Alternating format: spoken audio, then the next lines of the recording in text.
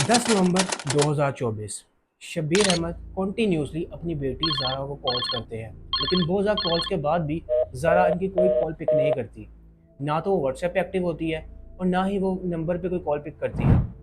आज से पहले ज़ारा ने कभी इसका नहीं किया था, तो शब्बीर अहमद को टेंशन होने लगती है और वो इस बात का फैसला करते हैं कि वो खुद उसके ससुराल जाके उसकी खैरियत मालूम करेंगे। इसीलिए शब्बीर अहमद नवंबर 12 को पूरे एक दिन बाद उसके ससुराल जाते हैं उसकी खैरियत मालूम करने के लिए। लेकिन जब वो वहाँ पे जाते हैं तो उन्हें ज़ारा कहीं नज़र नहीं आती और ज़ारा के साथ शब्बीर अहमद को एक ऐसी बात आती हैं जिसको सुन के उन्हें इस बात पर यकीन नहीं आता कि क्या वाकई ज़ारा ये काम कर सकती है।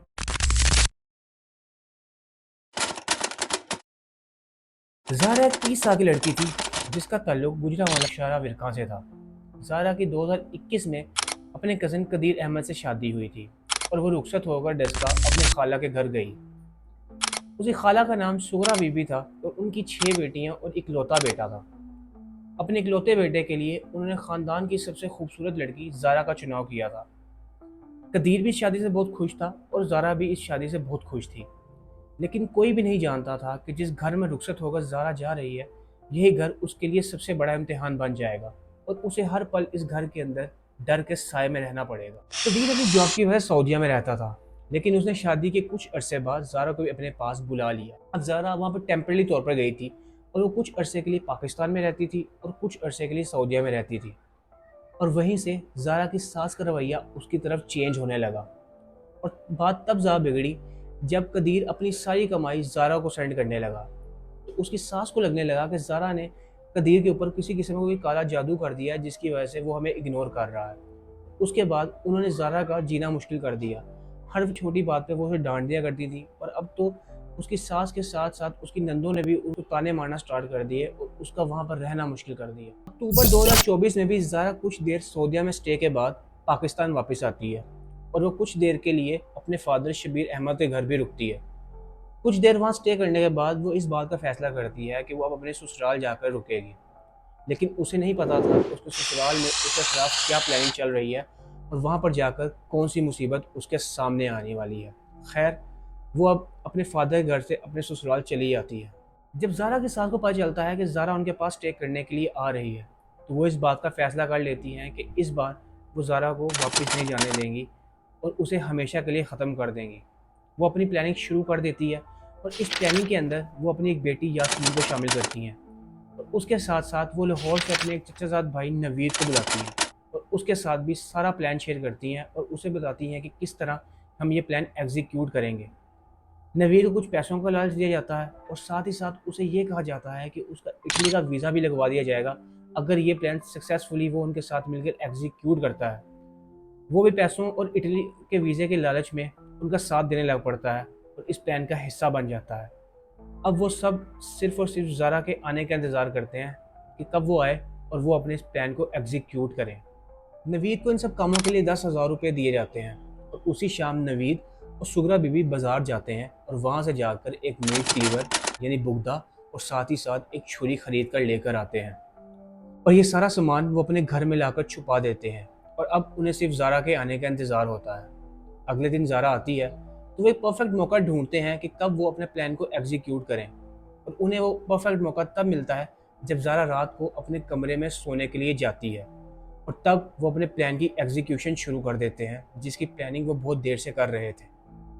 जब ज़ारा सो रही होती है तो ये तीनों लोग उसे कमरे में एंटर कर जाते हैं और उसके 2 साल के बेटे मोहम्मद शाफी को दूसरे कमरे में ले जाकर सुला दिया जाता है ताकि उसे ना पता चल सके कि उसकी माँ के साथ ये लोग क्या करने जा रहे हैं। उसको सुलाने के बाद ये लोग दोबारा उसके कमरे में आते हैं और सुगरा बीबी उसकी टांगें पकड़ती है, यास्मीन उसके हाथ पकड़ती है और नवीद जिसको इस सब कामों के लिए स्पेशली लाहौर से बुलाया गया था वो उसके मुंह पर तकिया रख देता है। ज़ारा उस टाइम 7 मंथ्स प्रेगनेंट थी और एस्फिक्सिएशन की वजह से उसकी डेथ हो जाती है और इस तरह ये तीनों हैवान एक नहीं बल्कि दो दो जाने लेते हैं। इस काम को करने के बाद जो बुगदा और छुरी ये बाजार से लेकर आए थे अब उसको काम में लाते हैं और उसकी मदद से ज़ारा के बॉडी के 5 टुकड़े करते हैं, 3 बोरियों में बंद करते हैं। लेकिन बॉडी को डिस्पोज ऑफ करने से पहले ये उसके चेहरे को बिल्कुल जला देते हैं ताकि उसकी शिनाख्त ना हो सके। तो उसके बाद ये तीनों बोरियां डिफरेंट डिफरेंट जगह फेंकते हैं।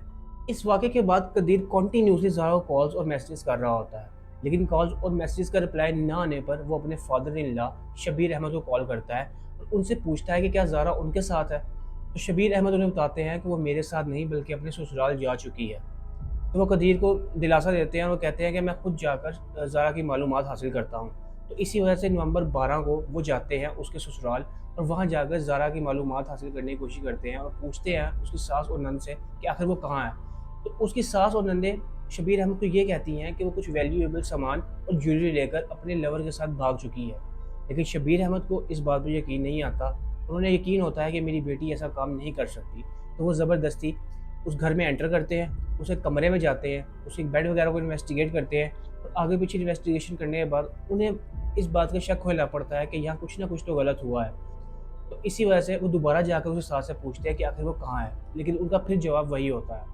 अब उनके दिल में शक बैठ जाता है कि इन्हीं लोगों ने कुछ काम किया है। वो जाते हैं मोतरा पुलिस स्टेशन और वहाँ पर जाकर गुमशुदगी की एफआईआर दर्ज करवाते हैं। तो उसके अंदर 5 लोगों को नामजद करते हैं, इंक्लूडिंग ज़ुगरा बीबी, सारा की सास।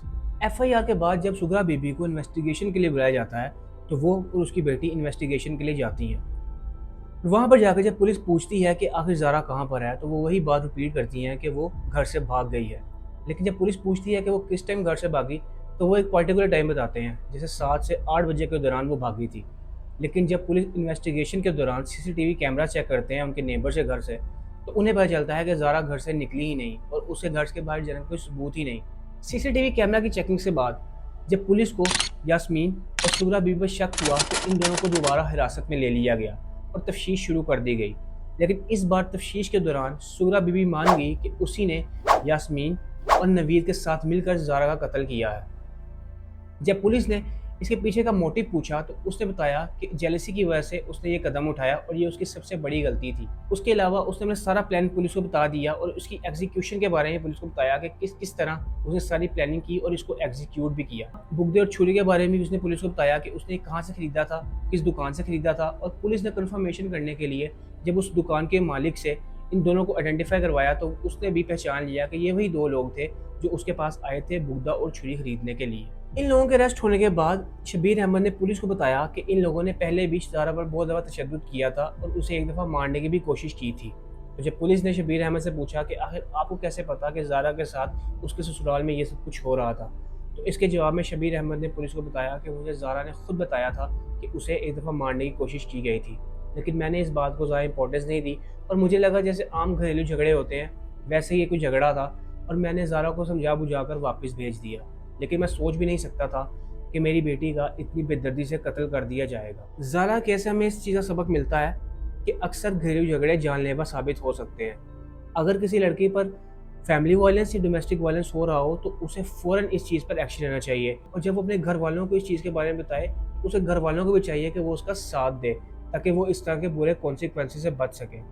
ज़ारा के फादर ने उसकी बात को ज़्यादा इंपॉर्टेंस नहीं दी और उसको लाइटली लेकर बात रफा दफा कर दी, लेकिन उसका नतीजा ये हुआ कि उस लड़की को अपनी जान से हाथ धोना पड़ा।